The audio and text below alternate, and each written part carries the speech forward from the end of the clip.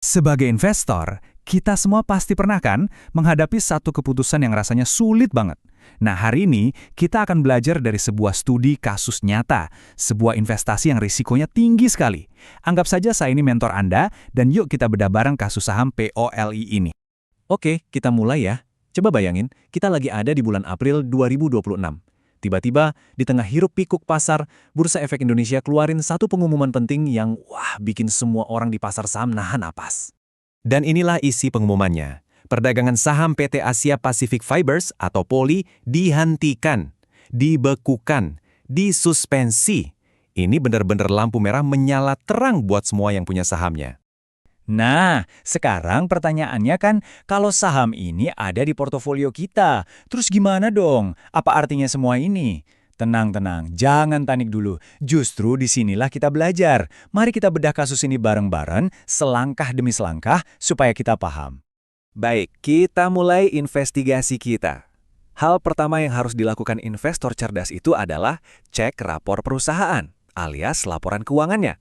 Dan buat POLI, rapornya ini, isinya merah semua. Fakta pertama yang paling mencolok, pendapatan mereka anjlok parah, hampir 76%. Ini bukan lagi turun ya, ini terjun bebas.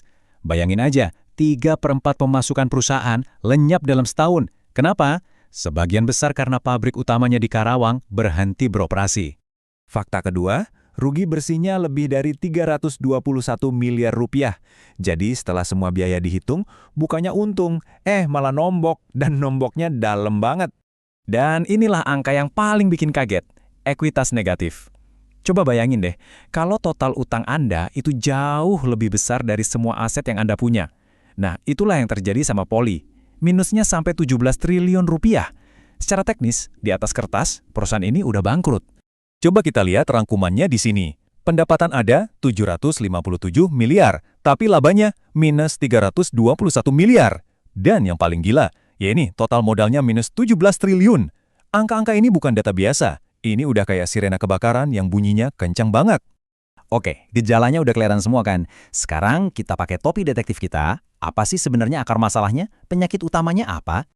Dan ini penting banget buat kita ngerti ya, masalah keuangan yang parah ini bukan masalah baru. Ini cuma gejala dari penyakit menahun, semacam utang warisan dari puluhan tahun lalu, yang nggak pernah sembuh-sembuh, dan terus menghantui perusahaan. Nah, disinilah kita ketemu sama istilah penting restrukturisasi utang. Gampangnya gini, ini tuh proses negosiasi ulang utang-utang biar perusahaan bisa nafas lagi. Buat POLI, ini bukan lagi sekedar pilihan, tapi udah jadi satu-satunya harapan untuk bisa bertahan hidup. Jadi, intinya tuh di sini. Rencana POLI itu simpel, ubah tumpukan utang jadi saham. Gampang kan kedengarannya? Tunggu dulu. Masalahnya yang punya utang paling gede dan yang harus kasih stempel setuju itu adalah pemerintah. Tepatnya Kementerian Keuangan. Jadi nasib perusahaan ini sekarang ada di tangan mereka. Oke, ayo kita bedah lebih dalam lagi satu-satunya harapan POLI ini. Fokusnya sekarang bukan lagi di pabrik atau penjualan, tapi pindah ke meja negosiasi. Inilah negosiasi yang bakal menentukan hidup mati perusahaan. Rencananya ada 3 langkah strategis. 1, mereka proaktif, kirim proposal ke Menteri Keuangan yang baru. 2, mereka menjual ide ini sebagai solusi menang-menang, di mana utang pemerintah bisa diubah jadi saham. Kalau ini berhasil, lanjut langkah ketiga. Laporan keuangan jadi sehat lagi dan mereka bisa cari modal kerja baru. Dan jangan lupa, ini bukan cuma soal duit dan angka di laporan keuangan. Kalau negosiasi ini berhasil, pabrik di Karawang bisa jalan lagi. Artinya apa? Ribuan karyawan yang tadinya kena PHK bisa kerja lagi. Jadi pertaruhannya itu besar banget. Bukan cuma buat perusahaan, tapi juga buat hajat hidup banyak orang. Sebagai investor, kita tuh harus selalu berpikir dalam skenario.